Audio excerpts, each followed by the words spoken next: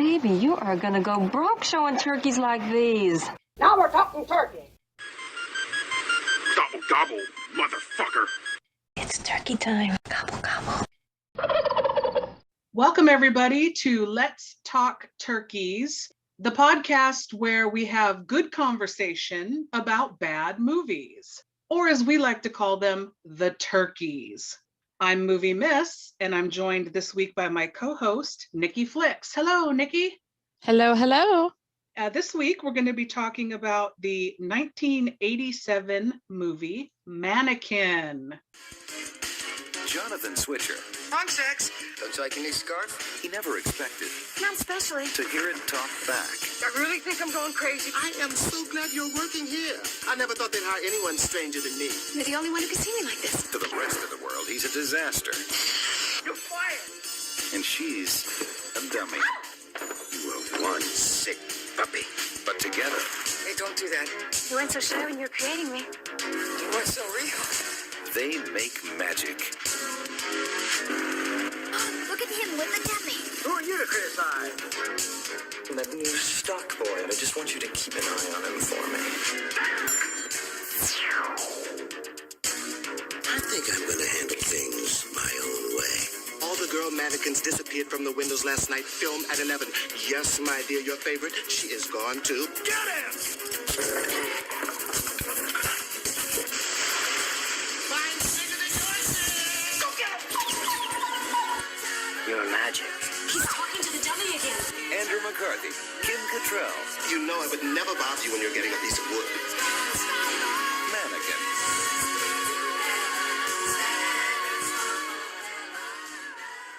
How are we feeling about that one?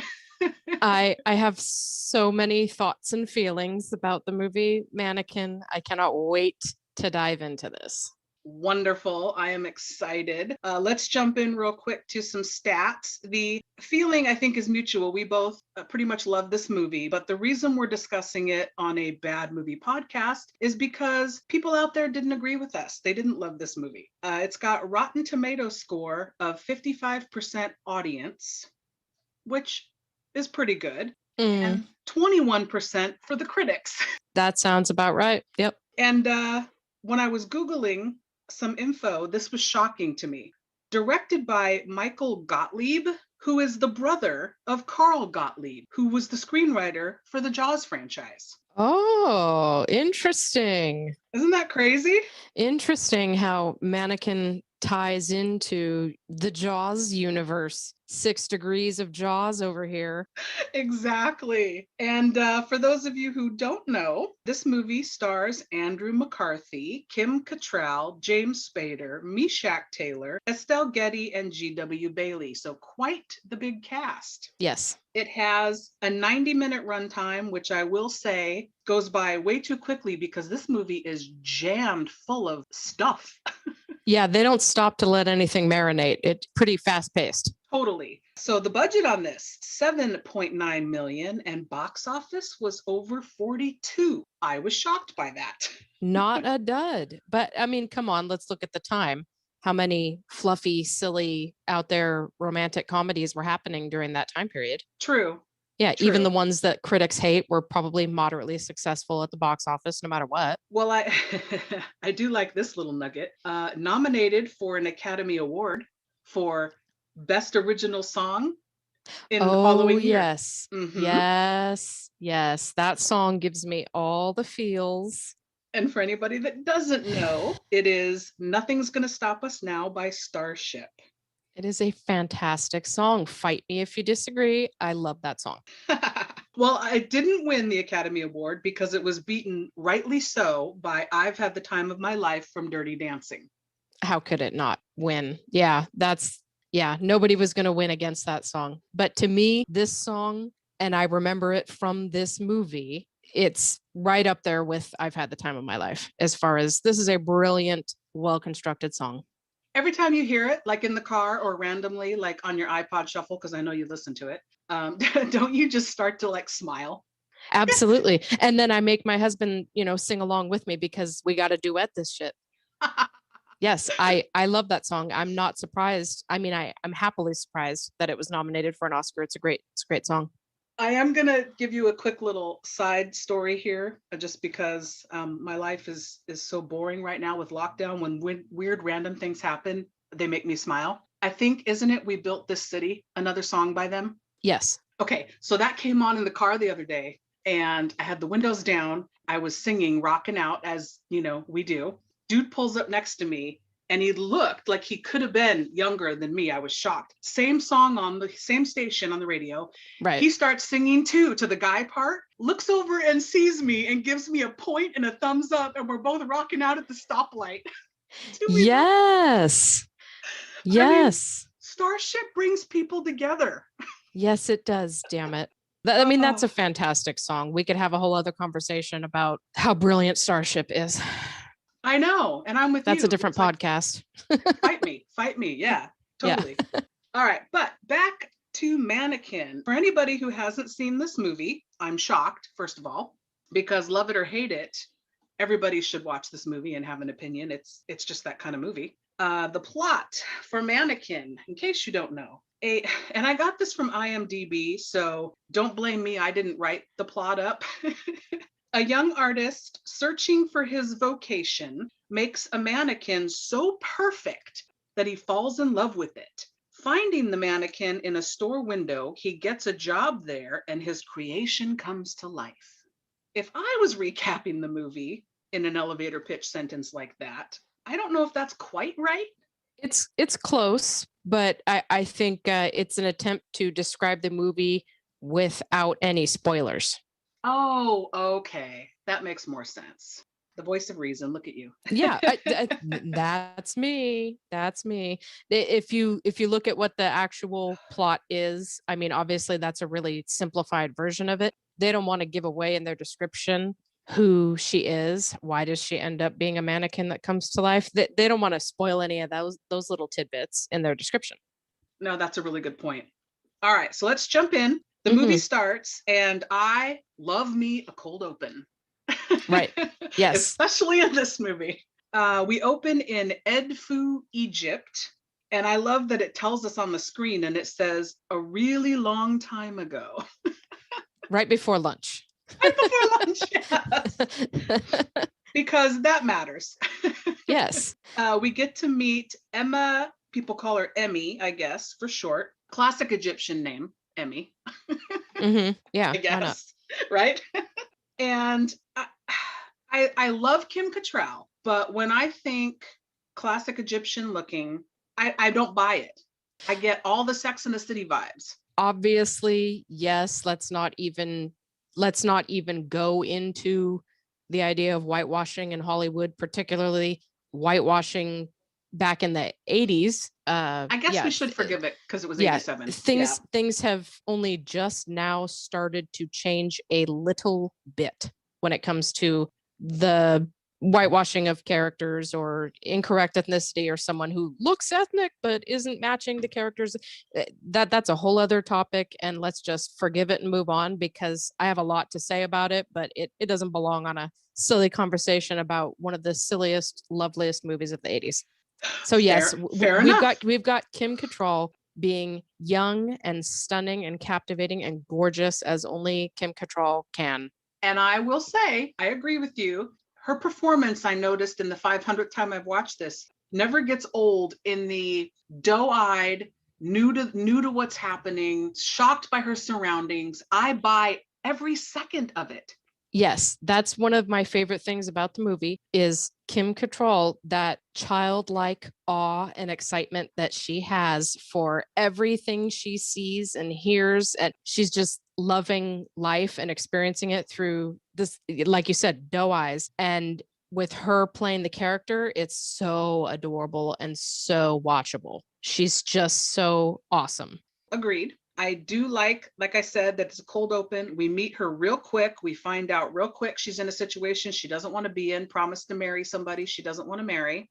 Right. And she prays to the gods or whoever's listening to get her out of there, and poof, she's gone. She gets zapped away. Yes, because even in ancient Egypt, women having to escape the oppressive patriarchy is an issue, damn it. And the gods will stop.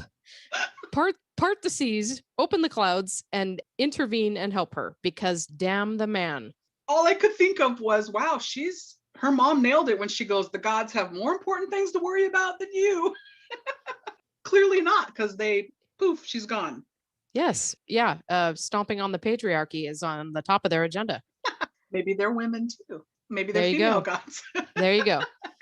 So then we fade to Philadelphia, present day, where we meet the soft-spoken and sweetheart of a man, Jonathan Switcher. And he's working in a mannequin factory, making what is going to be the Kim Cattrall lookalike mannequin, which I thought they nailed. I thought it looked like her on a close-up. Absolutely. I specifically noted props to whoever made the mannequin, because not only does it physically resemble Kim Cattrall and her unique facial features perfectly, like they nailed it, they also somehow managed to get like the twinkle in her eye, if you know what I'm talking about. Kim Cattrall just has this twinkle in her eye, like there's just a spark of life in her, and it's in the fucking mannequin. It's really good. And let me tell you, I notice mannequins all the time, and those titties, those were Cattrall titties. They certainly were. Well, we know them well now because of Sex and the City. So yes, we know that was spot on. Exactly, right? Mm-hmm. Okay, so he gets fired from his mannequin job because he's taking too long to make these mannequins. He's supposed to pump out several a day, which I think it's sweet. I think it's endearing. I love him. I love that he's an artist and wants to take his time. Yes, and they're getting across the point that artistic expression and joy in your work is highly discouraged. We want speed and quantity, damn it. Although there is that song playing, I think, My Girl. Yeah. And you see like the guy with the clipboard dancing and he's swaying to the music. Yeah. So he's relaxing and enjoying his job. This is, yeah. They're trying to create a fun and happy environment. And then, the boss man comes along and says, what is this? We don't want quality. We don't want you to enjoy what you're doing. Pump them out faster. So he ends up bouncing from job to job in quick succession, which I liked in the movie, cut to these different jobs. Yes. And the one that stood out to me the most is when he's playing Edward Scissorhands with the hedges and he makes a giant bunny. Giant bunny. I was like, wow, he's ahead of his time. He's ahead of Edward Scissorhands there. Yeah, he's a sculptor. Did any of those other little jobs stand out to you? I know when I was young, I wanted to play with the big balloon. Right. I know. Yeah. And what really, let an obnoxious kid just float away with it. That would be a fun job. I love that the dad's yelling at him and he's just like, okay, I'll let go if you want. Take your hands off my kid. Okay. If you say so. I love how quickly they put this idea together that he's bouncing around and he's having trouble because he keeps running into the same problem, which is our capitalist society does not appreciate your artistry and the fact that you enjoy what you're doing. You can't make a livable wage doing that. Knock it off. I know. He's trying to like carefully decorate the pizzas with the toppings. It's like, oh, yeah, he's having a good time and everybody just keeps coming along and taking the wind out of his sails. What's up with that? Absolutely. I love that I don't know why they let him, but he gets to drive the motorcycle. Some of the shots, you can tell they're still shots where he's on a fixed piece so that he's not actually driving the motorcycle, but there are some cutaways where it shows him driving the motorcycle. And I was shocked that they let an actor do that. Particularly with no helmet, which I noticed immediately, like, okay, he's riding around with no helmet. Well, after the last couple of weeks that he's had, maybe he's sort of starting to feel a little despondent and he's just throwing caution to the wind. Damn the helmet. Let's just see what happens. Life sucks at this point. Poor Jonathan. Well, then we pile it on poor Jonathan because he goes to, after getting fired from his latest job, pick up his girlfriend, Roxy, who works at Illustra, which is a fancy department store. And it looks very modern and hip for the 80s. Lots of neon.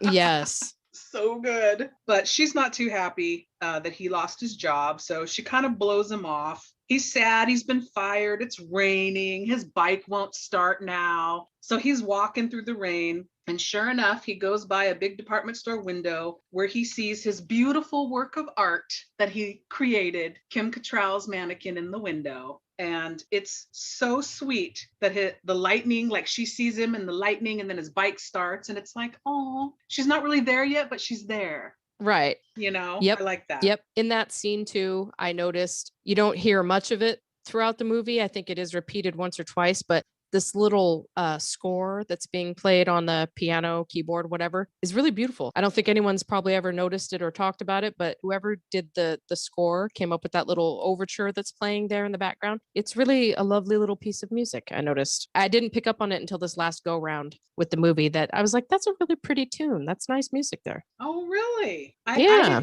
I've never really paid that close attention to the background music, just the Yeah. Starship song. No, it's a lovely little piece of music that was put together there for that scene, and it kind of highlights what you were talking about, where they see each other and the lightning, and then his bike starts, and it's like, she's not even really here yet, but she's already helping him out. Exactly. I love it. So then we cut to the next day, and he's back at the store, which we find out is Prince and Company, another big department store. I miss the days of big department stores, I want to just throw out there, especially seeing them in this movie. I know, they were pretty cool. I remember being able to go to a huge Buffums store to meet Santa with my Girl Scout troop as a kid. And it was like 3 stories. It's like a mall, but in one space, and you can find everything. Yeah, department stores are cool.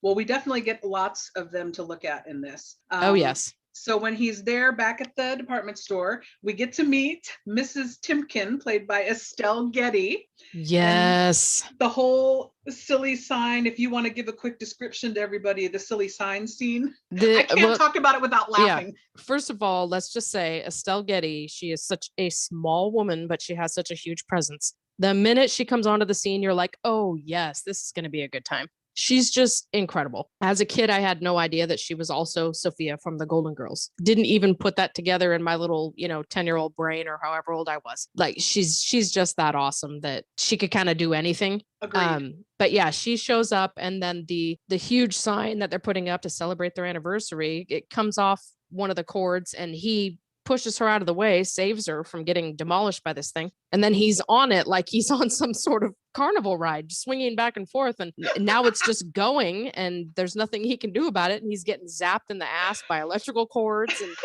And meanwhile, bless her little heart, she's screaming at him, thank you, you're so kind. Do you need anything? Can I help you? Oh, I could use a job. Okay, what do you do? Anything. All right, got it. Okay. So now he's going to get a job once he gets off the damn dragon swing sign thing that's happening here. Oh my God. So there we go.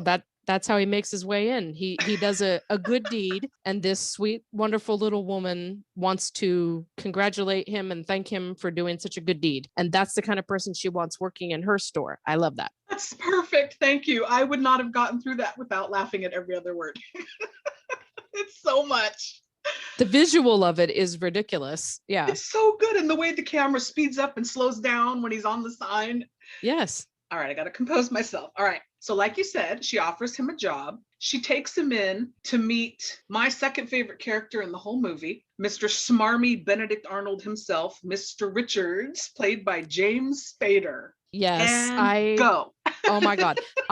It's been a long time since I've seen this movie, and I completely forgot that James Spader was even in it, because when I think of James Spader, I think of a lot of the other roles he played around that time. I think of him, as the douchebag and Pretty in Pink, and just these smarmy, cocky, way too good looking for their own good type guys. And I totally forgot that he's even here. So when you see him and the way that he is embodying the body language, the mannerisms, the weird little hand gestures, the hand on the hip, the hair, and he keeps having to fix his ugly little hairdo, and it just the glasses, the little round. Yes, he looks like such a little turd. Just this little dork that you wouldn't want anything to do with. And the way he like hunches over to make himself appear smaller and insecure, it's the body language. I'm thinking, why on earth didn't James Spader take this weird side trip into physical comedy? Because he's really good at it. He's given me like Jim Carrey level facial expressions. Oh, amen.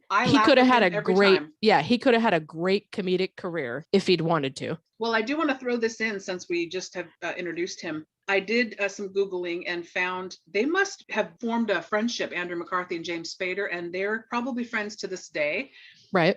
I found at least 4 movies that they were in together. And in the last year or two, Andrew McCarthy has actually directed 17 episodes of The Blacklist, which stars James Spader. Doesn't surprise me at all. I feel like they probably have been friends all this time, Absolutely. Yeah. That they were, part of that whole Brat Pack era of hot True. actors in Hollywood in the mid to late 80s. True. But he's all smarmy and awesome, and he like sizes up Jonathan and says, I know what you should do. And he makes him a stock boy. And let's just say, first of all, Andrew McCarthy is adorable. You mentioned a sweetness. He comes Yes. across as sweet and genuine and intelligent and just heart of gold type guy. And this is my favorite movie that he ever made because you just see so much of that side of his persona coming through, and he's just endlessly likable and watchable. And the fact that, yes, he got stuck being a stock boy and he looks so damn happy to just be there and have a job. He's just having a good time. It's like, you know what? That opening scene of him having a good time and my girl playing while he's making the mannequin, he's having just as much fun pushing a cart full of socks. It tells because you a that's lot just about who he is. Yes. Yes. He's just happy to have a job and happy to be here. So F you, James Spader. It didn't work.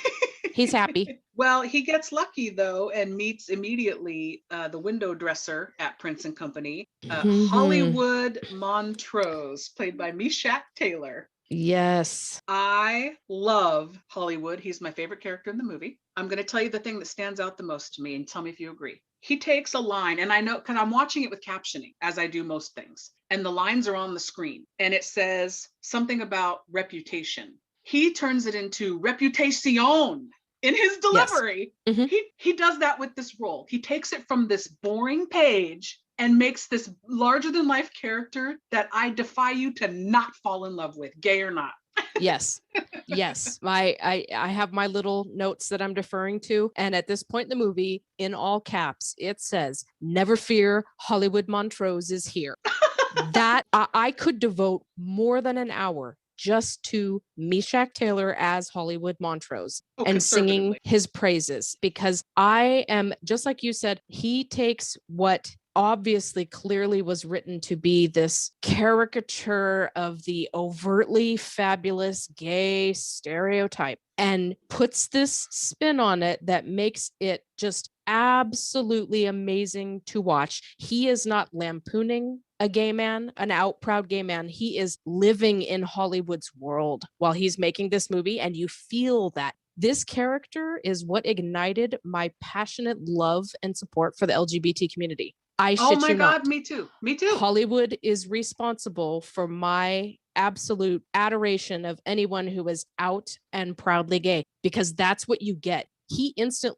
Jonathan is so instantly like taken aback by Hollywood's energy. Like, whoa, you are a lot. You are loud. You are telling me things I don't need to know. We don't know each other that well yet. It has nothing to do with Hollywood being gay. He's just like so put off by this manic energy that Hollywood is giving. Yeah. Because instantly you see he really likes him. They really like each other. They're becoming fast friends. Yeah. Because Hollywood's going on and on about, his personal life, and Jonathan's just trying to be so sweet and supportive. Oh, and I love it. Should I get my butt lifted? Yeah. He's like, whoa, man.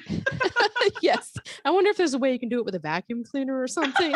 Just the mannerisms, the little things. I wonder how much of Hollywood is Meshach Taylor's choices as an actor versus how much was on the page, because the little things he does with the little, sparkly piece of fabric being used as a handkerchief, that makes no sense. The glasses, the sunglasses that he has to, swap out when things aren't going right. Maybe this will make me feel better. Put on some new sunglasses. Little things like that. Oh. I wonder how much is just Meshach Taylor being brilliant. I'm telling you right now that probably $1 million of the 7.9 million budget went to the sunglasses. Rightfully so. Rightfully so. He has. I imagine him having an entirely separate dresser just for his sunglasses at home. Yeah. I like that, like you said, they become fast friends. Jonathan just starts helping Hollywood after hours doing the window decorating. And this is where we meet when he's helping Hollywood. He bumps into Captain Felix Maxwell, the night security commander, and his dog Rambo. Yes. Low Rambo. Because he likes to draw first blood. Yes. Yes. That was an amazing line. Oh my God. Poor little Rambo, who in reality is actually afraid of his own shadow. And we won't get deep into it because this is a light, like you said, a light podcast. But this is where Felix says the first of many problematic phrases throughout this film, which we won't delve deeply into, but he does refer to Hollywood as a little Mary. And I thought, I'm not going to get offended because I'm going to roll with it. This was 87 when this was in a lot of movies. This was just the vernacular, the culture, you know, appropriate or not. That's what it was. Except the difference here is in Mannequin, you have this, what is obviously supposed to be a deeply unlikable antagonist of a character. He is an imbecile, and he's referred to as such by multiple characters many times. You have your hero, your protagonist, immediately shutting that shit down and calling him a bigoted jerk. Yes. That is not something you see happen when those kind of slurs against gay people are used in the 80s. This is the first time I recall. Basically, they're telling you, hey, we're not trying to bring down or make fun of a gay man or gay people here. What we're trying to do is show you that he's the most likable character of the bunch, and it's totally cool for your hero to be on his side and stand up to a bigot. Yep. That's the message I get. Yep. No, I'm with you. I cheered actually out loud and scared Sandy, my little dog, when he said that. I forgot he called him a bigoted jerk. Yeah. I was like, yes. Thank you, Jonathan. The idea of the straight right? man sticking up, doing what straight allies need to do in 1987. Thank you very much. But we also expect it in a sense, because like we've said numerous times already, Jonathan is heart of gold, and we expect no less from him. Exactly. So cut to Jonathan sending Hollywood home to go be with his boyfriend, and he finishes the window. And when Hollywood leaves, I wanted a donut so bad because he says that line about the jelly donuts calling him in the middle of the night. Yes. They call out to him from the refrigerator. Oh, please do the line. Please do the line. Oh, Hollywood, come and get me, Hollywood. That, to me, I don't know how many times throughout my life I did that and looked around like, you get it, and ain't nobody getting it. Nobody around me has any idea what I'm talking about, but I do it anyway. Yep, me too. It's just in my head. But of course, then I was craving a donut, so I was like, oh, damn it. Okay, so I believe this is where she comes to life now, because it's just Jonathan in the window. Yes. And I have a pet peeve here. I skipped over this in the beginning, but the animation opening credits of the movie show her character, Emmy, after she was zapped out of Egypt, time traveling quickly through the credits by way of animation. So my pet peeve here is when she comes to life and she says, you created this body so I could come to life. And she's been bouncing around for some 4,500 years. What has she been doing for a body for the other 4,500 years? If she needed a body to come to life now. That didn't make sense to me. Looking at the entirety of the plot, is that really what you're going to get hung up on? Yes. That's all I can say. Yes. Because how about the idea that she got that, well, one, that she's Egyptian at all, two, that she gets zapped out of existence and gets to time travel. Yes. I mean, all none of these things make any sense. It's a movie, darling. But Let I was it go. fine with that. I was fine with she met Christopher Columbus and Michelangelo, and even apparently some aliens in the future. I'm fine with that. But I'm like, really, she needed this body? But like you said, I had to let it go. Let me tell you something. See, let me shine a little light. Okay, so maybe it's possible that she gets to pick one time and place to stop and be and exist for good. And in order to do that, she needed the proper body. And he's the one, because they're clearly meant for each other. She is his muse and she inspires him. And I love that right when she first comes to life, she sets him straight by telling him it's not that he created her, she chose him. Thank you very much. The woman has the power in this situation. Yes.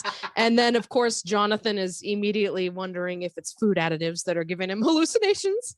Oh my God. I know. And did you additives. hate the next morning, because he ended up standing Roxy up and he's trying to explain to her the next morning, I was seeing things. I'm upset. Something's wrong. I'm hallucinating. And she's a complete bitch to him. Like, I get that you were stood up, but. Yeah, she's a total bitch. You know why? Because she's no good for him. He is way too good for her. He would be better off with someone like her, not at all in his life, because that's exactly what she's doing. She's she only cares about herself. No, I'm with you. The next thing I thought was awesome. We joked about the sunglass budget. I like Jonathan's bowling shoes that he wears. Right? Did you notice that? I noticed it too. Yeah, it's really obvious in the next scene because they have a board meeting scene where Prince and Company is discussing the sale to Illustra because I guess they're not doing well, and he's pacing in the lobby with Hollywood, and I'm like, oh my god, I love his shoes. Yeah. I noticed throughout the movie, most of the time, unless they're doing one of their little, we're playing around with all the clothes sequences, he's wearing those shoes, which is just a cute little thing that the costume department did to kind of give you a little visual nod that this is a guy who's off the beaten path a little. He's an Quirky. Artist. He's a little quirky at heart. Yeah. And that's speaking of the board meeting. Yeah. Can we please talk about Hollywood is ready to throw himself in front of the bus, and he is going to humiliate himself by putting on a gray suit and looking straight. And please, Jonathan, do not tell anyone that you saw me like this. Again, the idea that this guy is so far out and away that he wouldn't be caught dead looking straight. He doesn't want anyone to suspect that he could potentially be straight. Thank you. When you're that fabulous, you don't wear a gray suit. You just don't. Exactly. That he wouldn't be caught dead. He's so humiliated. He's ready to go jump out the window because, just, oh my God, that's as far as he's crossed a line. That's as far as he's willing to go. And he doesn't know what to do anymore. Did you notice in that scene also when he's threatening and then he goes to pull him out the window and he's squealing as Jonathan's pulling on him? When he's talking to Jonathan, Andrew McCarthy, he's smiling and smirking like the whole time at Hollywood talking. Yes. And I was like, I wonder if he just couldn't help himself being in the scene with him.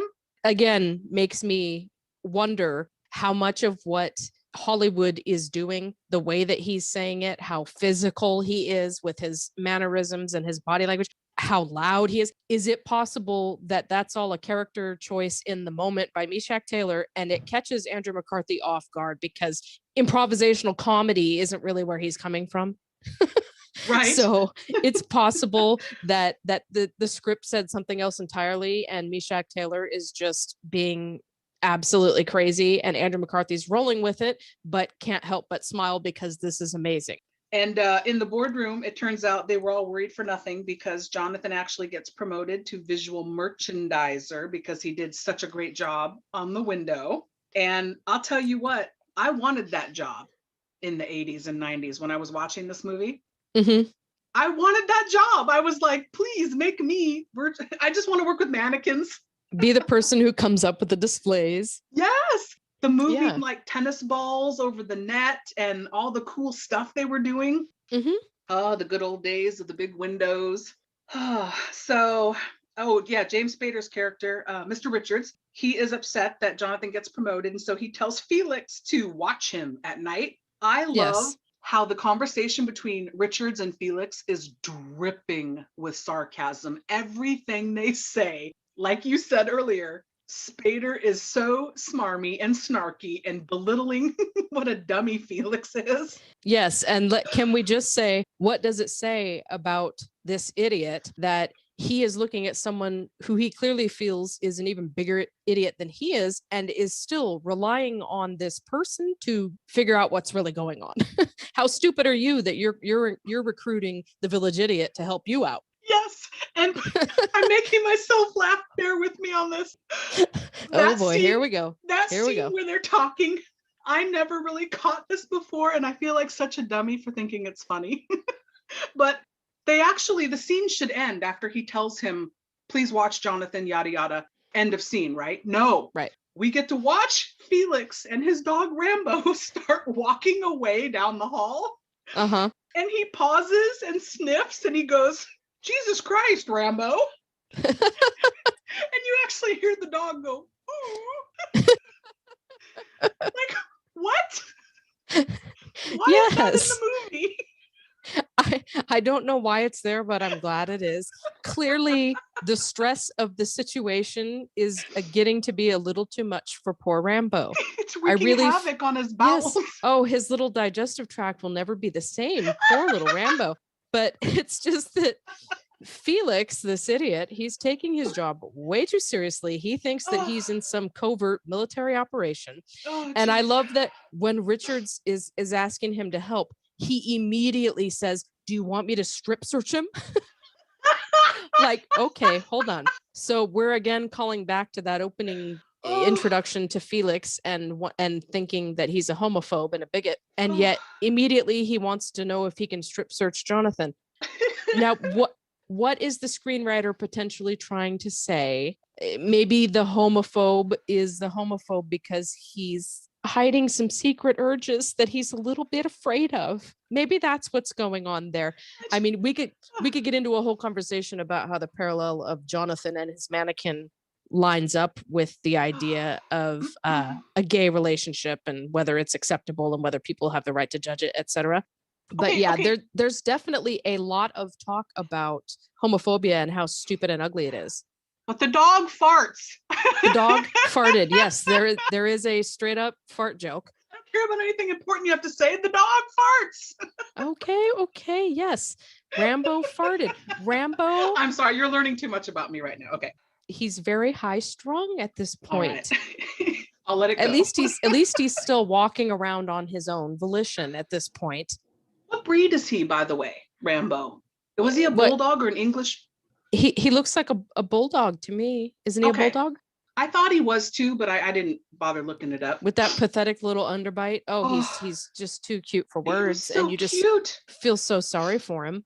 At that point is when I have in my notes, you already mentioned it earlier, that through conversation, Emmy reveals to Jonathan that she told Christopher Columbus the world was round and the fool didn't believe her. I love the idea that she is validating the concept that behind every so-called great man is a much more intelligent woman steering him in the right direction.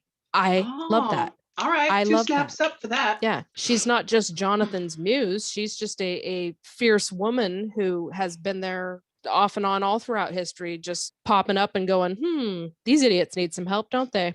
All right. So here comes one of my favorite scenes in the movie. The second night they're doing the windows, they wait till everybody's gone. And because she can be alive with just him, they have the run of the store. And we get this crazy music montage with multiple costume changes. Yes. Do you love this scene? Yes. It made me want to get accidentally locked in a department store overnight.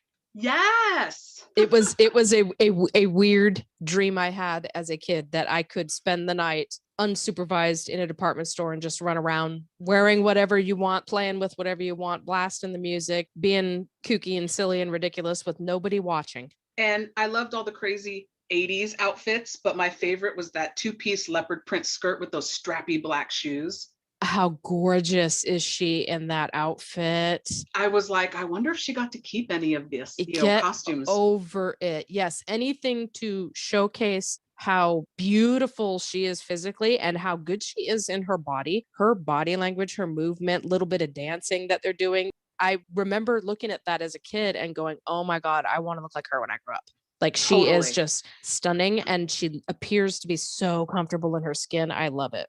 Sadly, our genes weren't going to allow us to have those perfect little titties that she has, but she is so beautiful. Agreed. Yeah, I love the way she moves.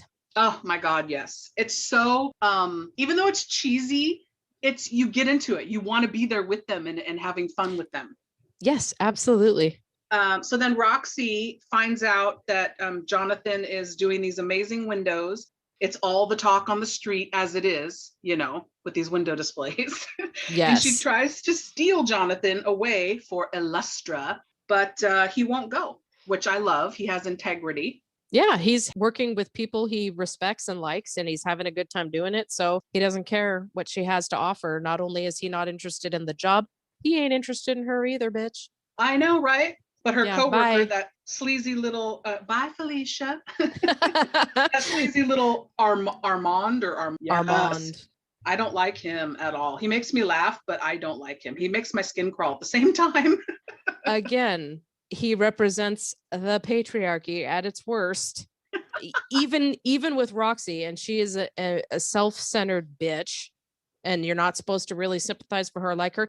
You have to look at her when she's dealing with this idiot Armand and think, you know what? Even women like her have to deal with this obnoxious, sexist, misogynistic man. Even women like her deal with these scumbags like we all have to. Yes, and in the workplace, he's talking about panties, and it's like, oh, Yeah, What? he's gross. I was so happy when she So she gross. shoves his ass and makes him fall all the way down that escalator. I was like, thank you. Score 1 for Roxy. That's 1 point where I'm like, I'm on her side. Oh, so yeah, you mentioned that. So that we're at the next night where Jonathan and Emmy are in their swimsuits on a cruise ship display, having fun. Felix and Rambo in his little wagon that Felix is pulling him in. Yes. Maybe Rambo's my favorite character in this movie. This is what I'm saying. Poor little Rambo. The idea that this poor little dog did not want this life. He doesn't want this. He clearly just wants to sit on the couch and have pets and treats and be the goodest boy. That's all he's after. But no, here comes Felix with his little mission from God to take Jonathan down. Poor little Rambo. He had his little ice pack on his head. Now he's riding around in his little wagon. Yeah, he drags him into this confrontation with Jonathan, and Roxy and Armand are sneaking on the side trying to take pictures to see what Jonathan's up to. Right. And that's when you said Roxy shoves Armand and he falls down the escalator, and we don't care.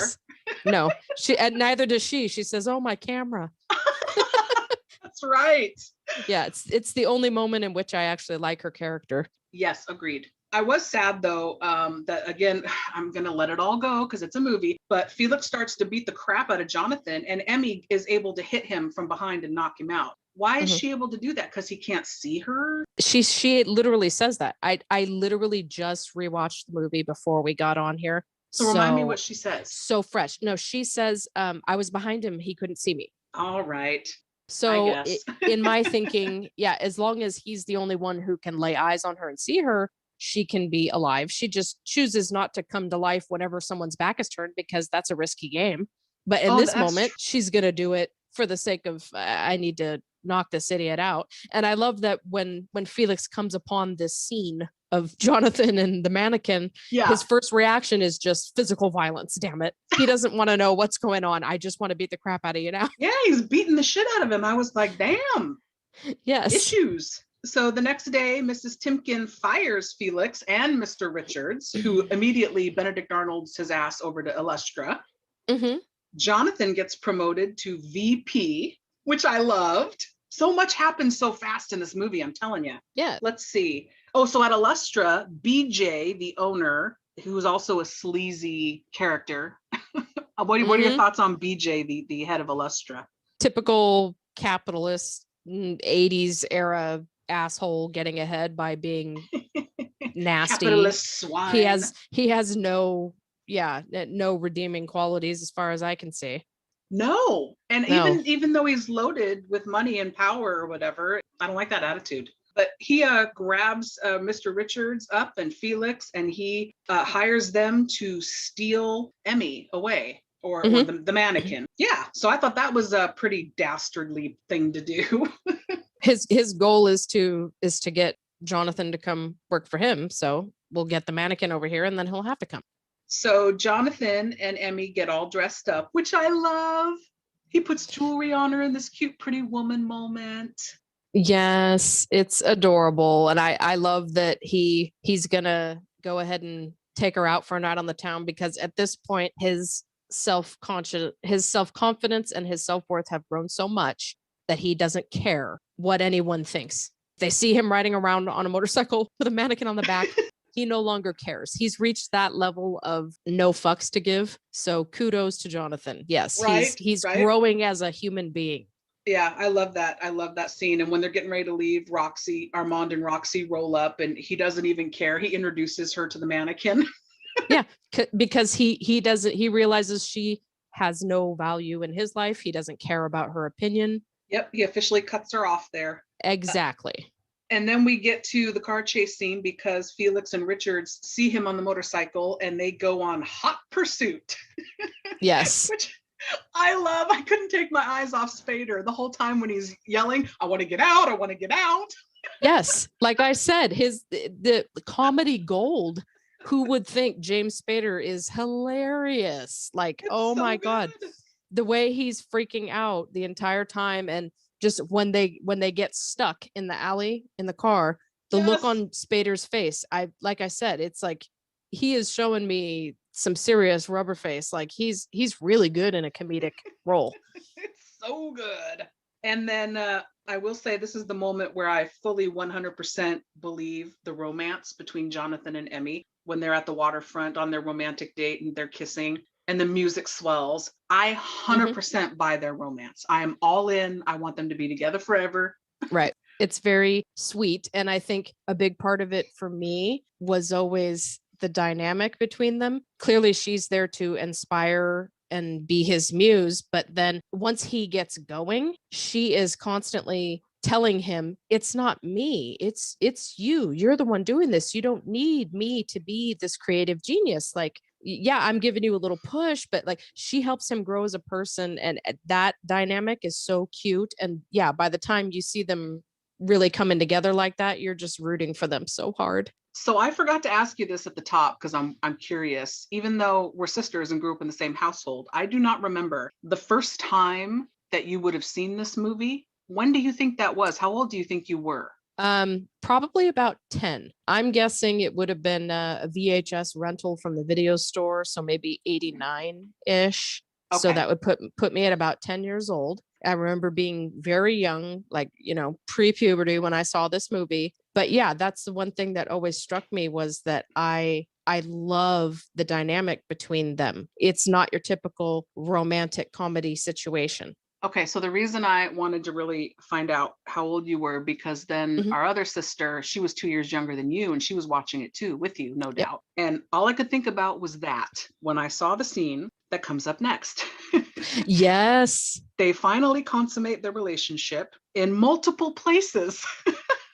They do it in a tent. They do it in a hammock. They do it on bearskin rugs. And I'm like, how old were you when you saw this movie? Honestly, the way they go about it, it kind of flew right over my head because they're not showing them in action. They're showing like they're kind of goofing around and you see the tent moving and you like they're crawling out and laughing and you're like, okay, that they're wrestling inside a tent. Cute.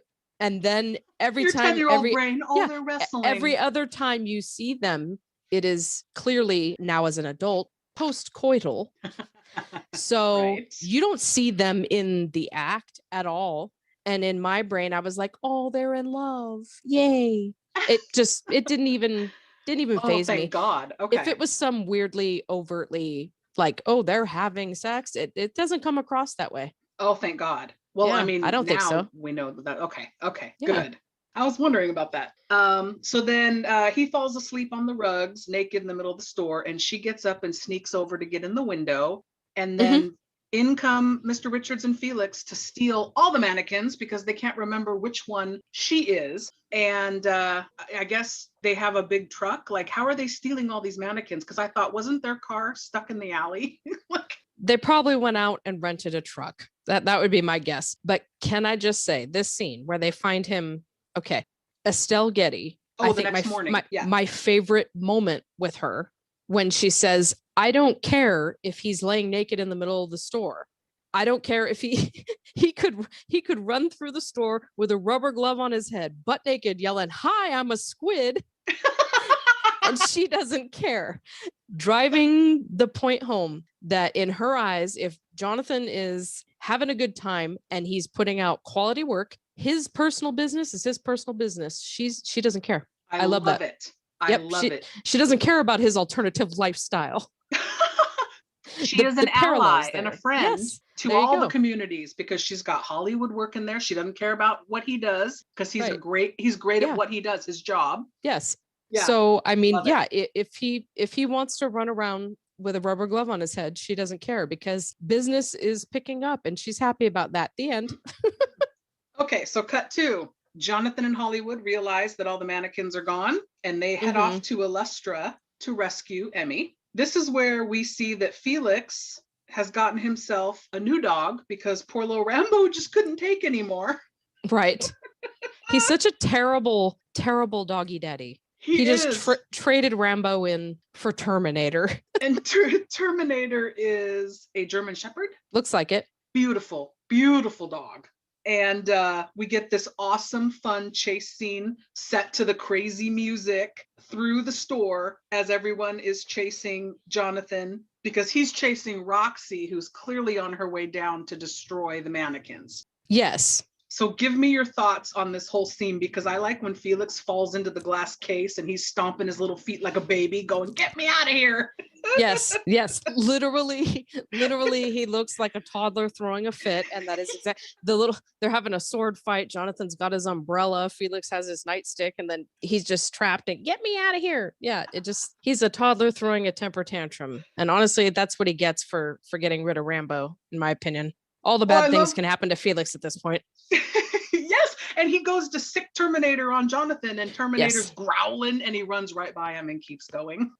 Yes. You know why? Because yes, Terminator is clearly like this is a trained attack dog. He's going to sniff out the bad guys. He runs right past Jonathan because dogs know about people. And Jonathan clearly is not a threat to anyone.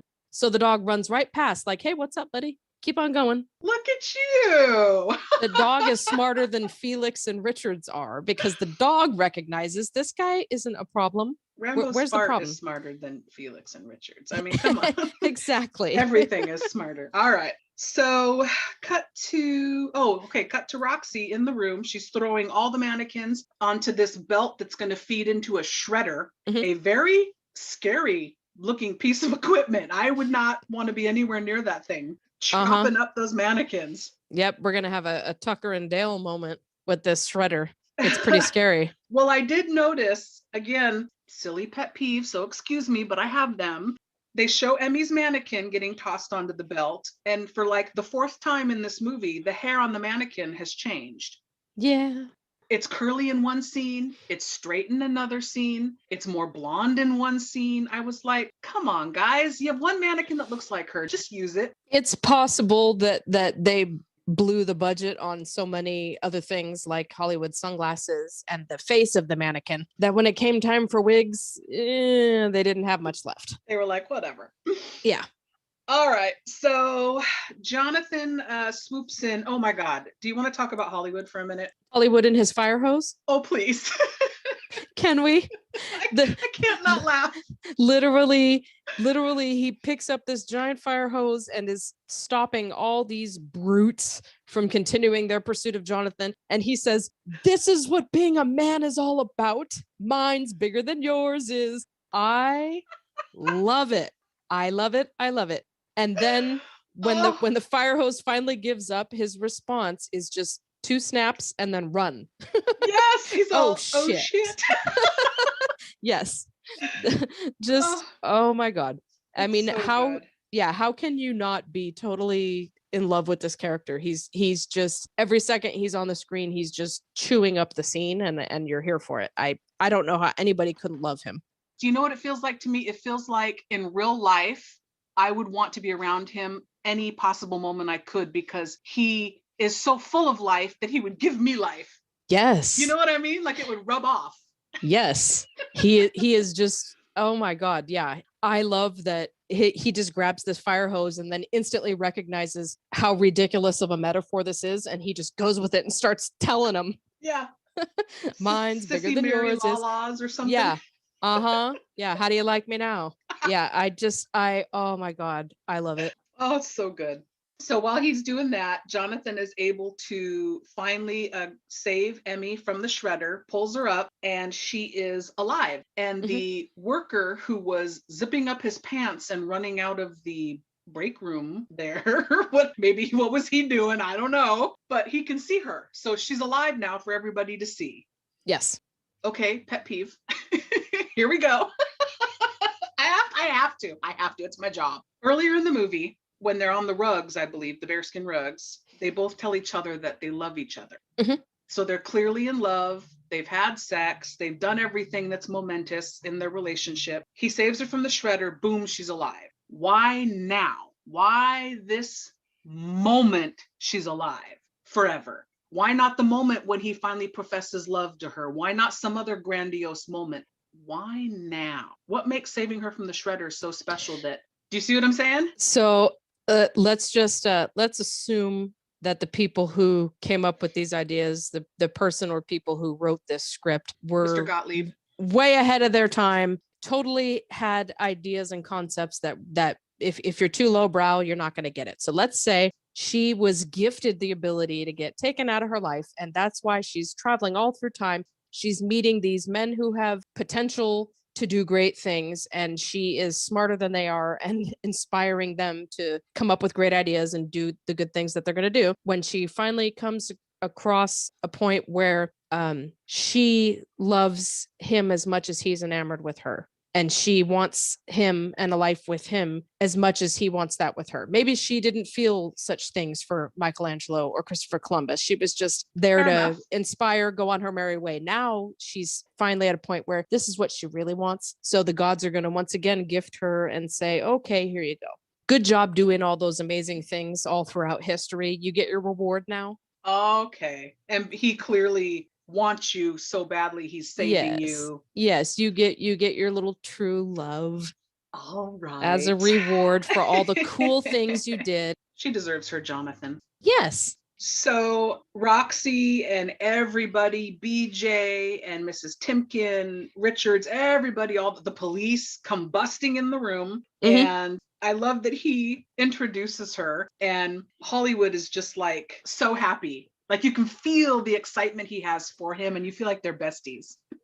Yes. Their little friendship to me, just as adorable and sweet as the romance between Jonathan and Emmy. The fact that they're just, you can see two people who don't have a whole lot in common, just really rooting for each other. I love that. Hollywood is just so tickled, like, oh my God, yay, he's not as much of a freak as I was afraid he was. Like, okay, yay, good for him. He's got his little lady now. She's real. I love the charges too. They're like the cops, obstruction or theft or whatever, and then they're like, and kidnapping, and it's like, who got kidnapped? Well, Emmy, because she's real. Damn it. And Felix is like, she's the dummy. She's the dummy. Yeah, and now they all look crazy for not realizing this is a real person. Yes, and I like when they're dragging him away and you can hear him in voiceover going, I want my mama. I want my mama. Yeah. Yes, you are just as we suspected from minute one, sir. You are a giant man-child. All the way to the end. Yes. All right, so then we get to the awesome ending of the movie where Jonathan and Emmy are getting married in a ceremony inside the Prince and Company windows. Yes. It looks like Hollywood's officiating. Yes, he is. It's so cheesy, and I don't care. I love every fucking second of it. Yes. You get the great song comes in, the Starship song, and then it seems so cheesy, but it's just so adorable, and that's honestly the perfect way to describe this movie. The plot seems Cheesy outlandish. and The whole thing seems cheesy, but it is just so damn adorable and lovable. And there's just enough great actors doing really cool things that you just love it. You can't help. It's cheesy and I love cheese, so I'll take it. The only thing I didn't like in this entire motion picture is the freeze frame ending. That's so 80s, isn't it? So 80s. They couldn't really have a movie called Mannequin and not end with the freeze frame of them appearing to be mannequins. Oh my God, I never even thought of it that way. Hello. Hi. To me, it's like, okay. But first, can we just talk about, there is this adorable little moment where even though it's just them in the window and they just got married, Emmy throws her little bouquet and Hollywood catches it. And he's so tickled and he's got his little hanky. And okay, I just want to say, where the hell is that sequel? Because I would have watched an entire TV show dedicated to Hollywood dumping Albert's ass and going on his search for true love. Yes, in his pink convertible Cadillac. Yes. I wanted that car when I was 10 and I still want it now. I want the license plate that says bad girl. And I want the cover with the polka dots on it, monogrammed. I want the whole thing. Oh my God, yes. That is the sequel that we wanted and needed. Yes. Hollywood's Search for Love. Yes. Which leads me to my final 3 questions for you. Question 1 was, should they have bothered making Mannequin 2? Clearly, I think just what you think. They should not have made what they did make for Mannequin 2, and they should have done a Hollywood sequel. What are your thoughts? Agreed. Absolutely. Because I did recently, last week, watched Mannequin 2. before I you're a glutton rewatched for- this one. You're a glutton No, for that- punishment. I saw it. I saw it. It was, it was free. I didn't have to dig out a disc because I sure don't own that thing. It was free on Amazon Prime, I think. Mannequin 2 on the Move was streaming, and I watched it and I thought, you know what they did? They took the first movie, ripped the guts and the intelligence out of it, and then made it again. So no, That's a good way to phrase that. terrible, because the idea of the love story, all the feminism that's peppered in this movie, all the support for the idea of LGBT characters living their lives the way that straight people live their lives, like all of that beauty of this movie is gone. The idea that the woman strengthens the man, that's gone. All of that's gone in the sequel. It's terrible. It shouldn't exist. It's such a bad movie. I don't even want to honor it by calling it a turkey. So that's how I really feel. That's how I really feel. All right. Question 2. Would you still like this movie as much as you do if it had been cast any of the parts with anyone else? Or is this cast perfect? I think for some of the characters that get less screen time, they could have been interchangeable, and I don't think it would have mattered. The character of Roxy, Armand, BJ, the guy who owns Illustra, like any of those characters, I could have done without them. It could have been somebody else. Any of these main characters, no freaking way. Everybody is perfectly cast. Agreed. The core cast, wouldn't touch it. Perfect. So, yeah. and they should never bother to remake it because you can't duplicate the chemistry that these people had. Correct. No I way. agree. And if anyone ever tried to portray the character of Hollywood Montrose, no, I will hunt them down and I will have words with them. Leave it alone. It belongs to Meshach Taylor. May he rest in peace. Yes. Do not even try to go there. All right. So last question. I saved the most important one for last. He had Rambo. He had Terminator. What does he name his third dog? I've got 2 contenders, but what do you think? Therapy? Therapy dog? I'm going with Clubber, as in Clubber Lang, or Drago. Ah, yes. I could see that too. Could you see that? Clubber I like. I'm hoping that this guy, someone carted him off and got him some professional help. So I'm thinking a good 2 or 3 years, in the hospital would have done him some good. And when he came out, maybe he's one of the first people to have a certified therapy dog. So would you like Felix and Clubber in your Hollywood sequel? No, I want Felix and Fluffy, his support animal. Like a support hamster. Yes. I think that's more his speed. So did we touch on everything that you are passionate about when it comes to this motion picture? Oh, I think we did, and then some. Yeah, just I could talk all day about this movie. Yeah, we could talk all day about it. We could talk all day about Hollywood, Meshach Taylor in particular. Yeah, I think the perfect way to end a conversation about this movie is it's the perfect example of something that on paper shouldn't work, but then when you see it, just the right actors, just the right people, it works. It's like lightning in a bottle, and there's something really magical about it, and I love it. Perfect. That is a great button to put on it. I will throw out there to everyone listening, if you are interested in watching Mannequin and you don't want to purchase the DVD, Blu-ray, what have you, it is currently, at the time of this recording, if you haven't seen it, thank you for listening to us ruin it for you. But go check it out for sure. Yes, go see what the hell we're talking about. Yes, and you're welcome. Yes. All right, well, that's going to wrap it up for this week. I'm Movie Miss, and for Nikki Flixx, this has been Let's Talk Turkeys, and we'll see you next time. Bye. Bye. Ow! Well, roll over Bill Shakespeare. That is the sweetest sentiment these ears have ever heard. No. I was rehearsing a play. I always find it best not to explain. It adds a certain mystique to one's reputation. No. I'm a regular kind of guy, okay? Don't disappoint me. When you're finished with your conversation, please bring her to window number 3. Sure, you got it. I'm Jonathan Switcher. Hollywood Montrose. Woo! Doesn't it just sing? Oh, it sings, yeah.